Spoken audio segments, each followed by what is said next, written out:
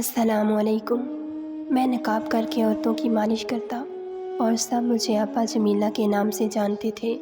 ایک دن امام مسجد کی بیوی نے مجھے بلایا۔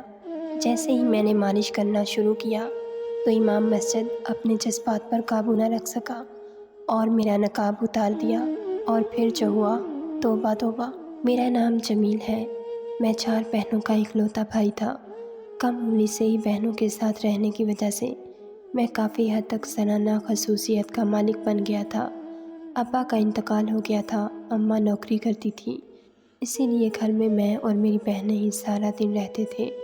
بہنوں کے ساتھ سارا وقت رہنے کی وجہ سے میرا اٹھنا بیٹھنا، چلنا پھرنا سب کچھ لڑکیوں جیسا ہو گیا تھا۔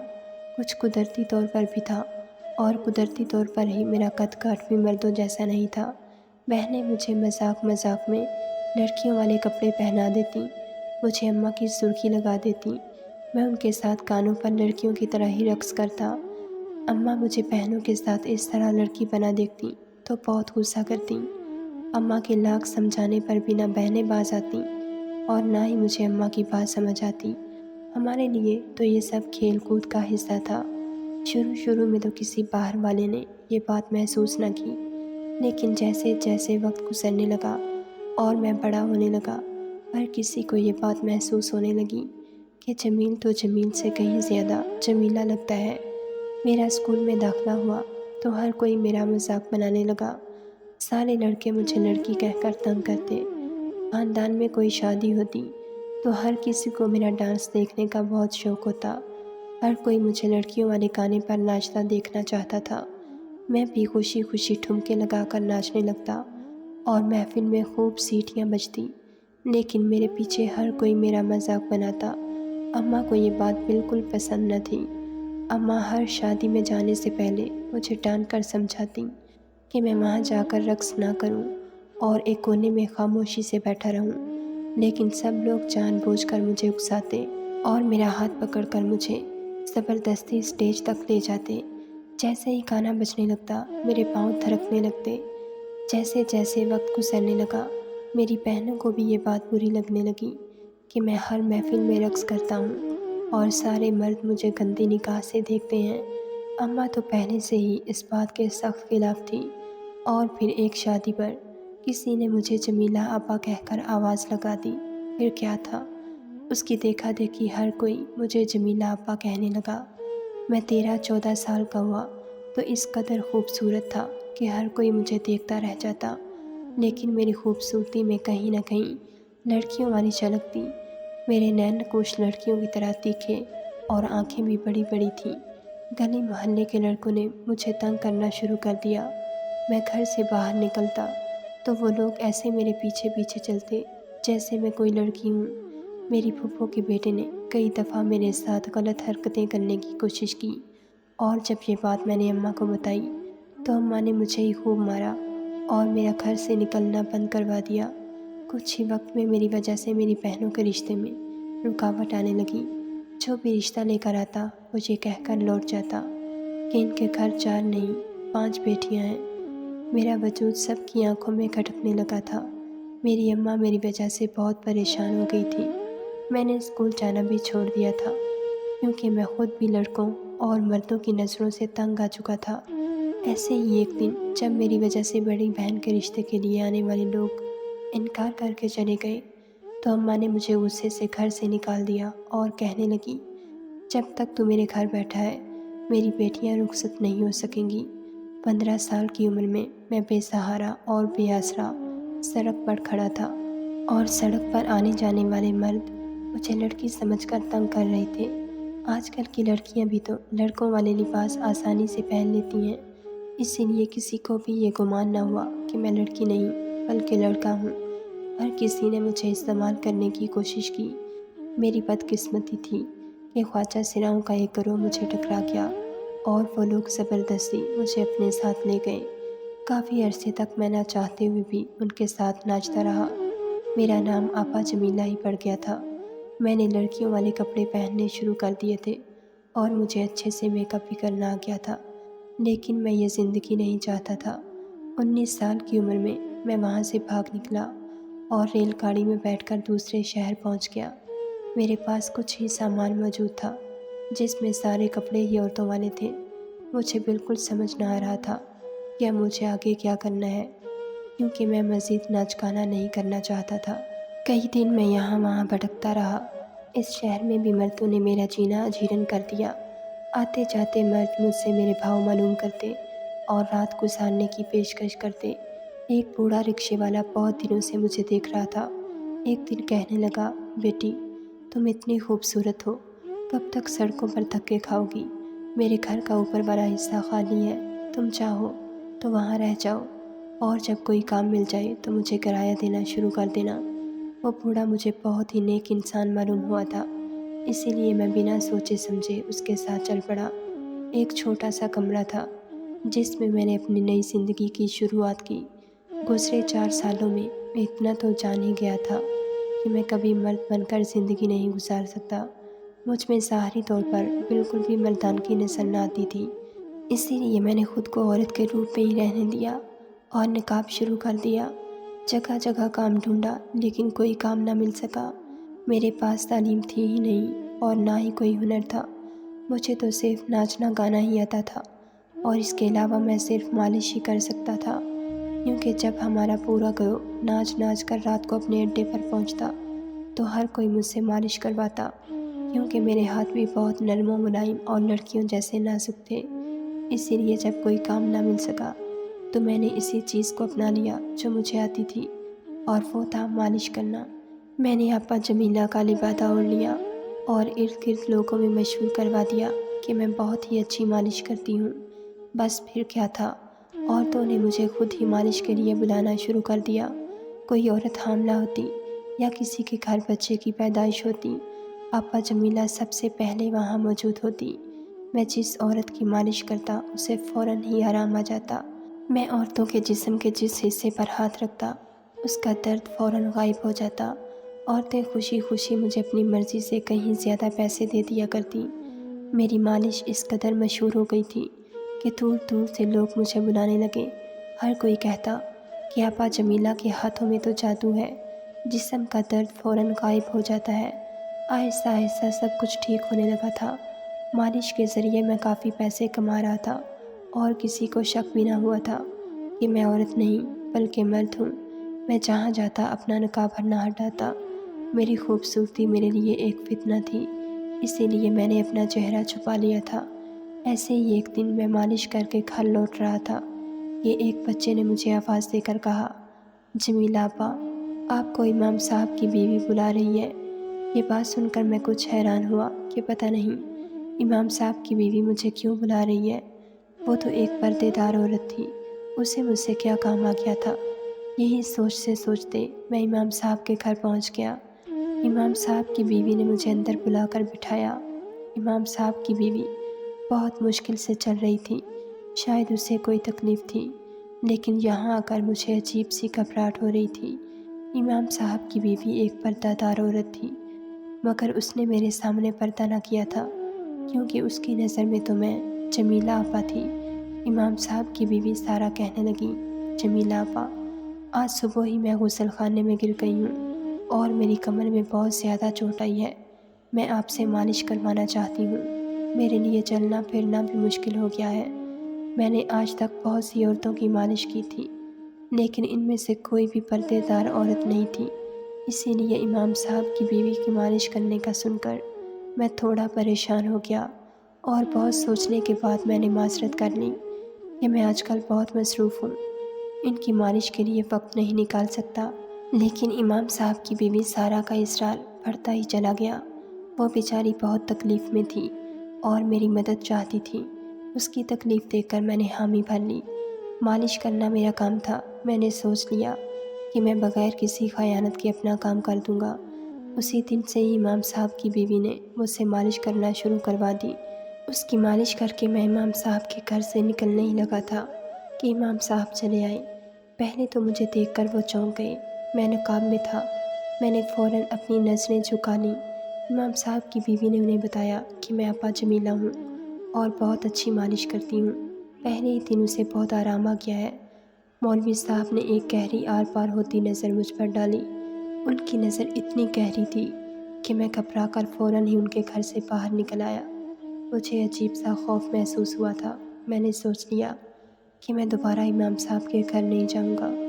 مجھے ان کی نظر بہت عجیب سی لگی تھی، لیکن اگلی شام امام صاحب کی بیوی نے خود ہی بچہ بھیج کر مجھے بلوا لیا۔ جب میں ان کے گھر گیا تو وہ مجھے دیکھ کر کہنے لگیں کہ میں کب سے آپ کا انتظار کر رہی تھی۔ آپ کی مالش سے میری تکلیف میں بہت کمی ہوئی ہے اور ابھی آپ کو پورا 1 ہفتہ میری مالش کرنی ہے۔ امام صاحب کی بیوی اپنے بستر پر الٹی لیٹ گئی اور میں اس کی کمر پر سرسوں کے تیل سے ماہرانہ انداز میں مالش کرنے لگا۔ میں نے اپنی نظر ایک دفعہ بھی اس کی کمر پر نہ ڈالی تھی۔ میں جانتا تھا وہ ایک نیک اور پردے دار لڑکی ہے اور میں جان بوجھ کر اس کا پردہ خراب نہیں کرنا چاہتا تھا۔ اس کی مالش کرتے ہوئے مجھے مزید گرم تیل کی ضرورت محسوس ہوئی تو میں نے سارا سے کہا۔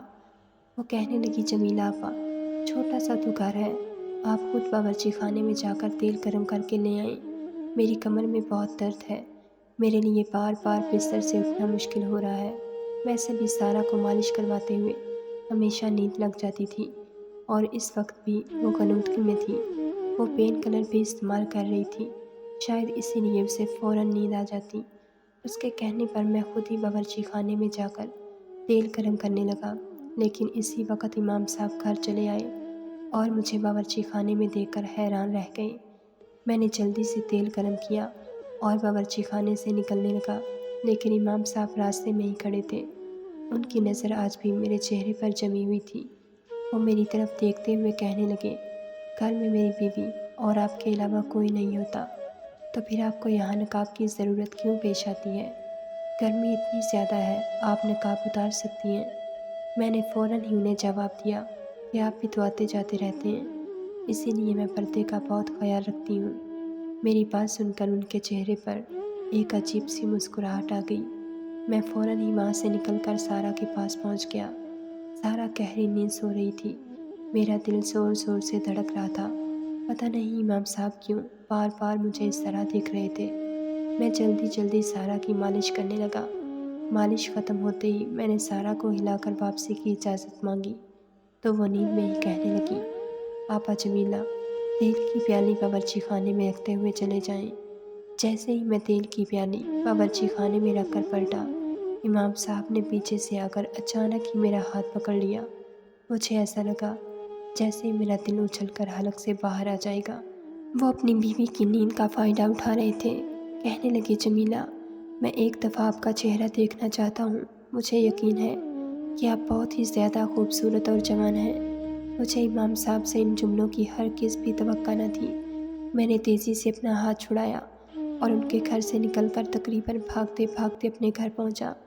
میرا سارا جسم پسینے سے شرابور ہو گیا تھا۔ میں نے آج تک بہت سے مردوں کو اپنے پیچھے پڑتے دیکھا تھا، لیکن میں سوچ بھی نہیں سکتا تھا کہ امام صاحب بھی میرے ساتھ ایسے پیش آئیں گے۔ ایک عجیب سا خوف مجھ پر حاوی ہو گیا تھا۔ میں نے سوچ لیا کہ اب تو میں کسی صورت ان کے گھر نہیں جاؤں گا۔ میری ساری رات جاگتے ہوئے گزر گئی۔ مجھے رہ رہ کر امام صاحب کا چہرہ اور ان کی مسکراہٹ یاد آ رہی تھی۔ میری نظر میں تو امام صاحب ایک معتبر انسان تھے۔ مجھے ان سے ایسی حرکت کی توقع نہیں تھی، لیکن اگلے دن مجھے پھر مجبوری میں امام صاحب کے گھر جانا پڑا، کیونکہ مجھے پیسوں کی ضرورت تھی۔ راشن ختم ہو رہا تھا اور امام صاحب کی بیوی سارا کی مالش کرنے کی وجہ سے میں کسی اور کے گھر نہ جا سکا تھا۔ میں نے سوچ لیا کہ آج آخری دن جا کر امام صاحب کی بیوی سے اپنی محنت کے پیسے لے لوں گا اور پھر دوبارہ وہاں نہ جاؤں گا۔ یہی سوچ کر میں ان کے گھر پہنچ گیا۔ امام صاحب کی بیوی مجھے اپنے کمرے میں لے گئی اور یہ دیکھ کر میرے ہوش اڑ گئے کہ امام صاحب پہلے سے ہی کمرے میں موجود تھے۔ مجبوراً مجھے انہیں سلام کرنا پڑا۔ میں انتظار کرنے لگا کہ کب وہ کمرے سے باہر جائیں اور میں ان کی بیوی کی مالش شروع کروں، لیکن امام صاحب تو سکون سے بیٹھے ہوئے تھے۔ سارا کہنے لگی کہ آپ مالش شروع کر دیں، آج امام صاحب کو کہیں نہیں جانا، ویسے بھی وہ میرے شوہر ہیں، میرا ان سے کیا پردہ۔ میں نے جیسے ہی مالش شروع کی تو سارا گہری نیند سو گئی۔ امام صاحب بہت دلچسپی سے مجھے گھور رہے تھے۔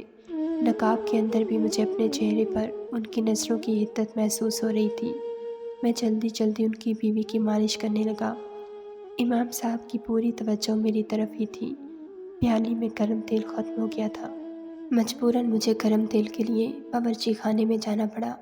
امام صاحب فوراً ہی میرے پیچھے آئے اور میرا نقاب کھینچ دیا۔ مجھے امام صاحب سے اس رویے کی امید ہرگز بھی نہ تھی۔ میں بوکھلا گیا۔ میرا چہرہ دیکھ کر امام صاحب کی آنکھیں کھلی رہ گئیں۔ میرے چہرے پر میک اپ لگا ہوا تھا اور میں کوئی حسین لڑکی معلوم ہو رہا تھا۔ کچھ لمحے تک وہ یوں ہی میرا چہرہ تکتے رہے۔ میرے ہاتھ پاؤں کانپ اٹھے۔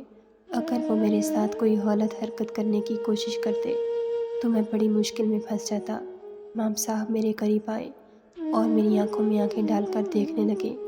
میری آنکھوں میں آنسو آ گئے۔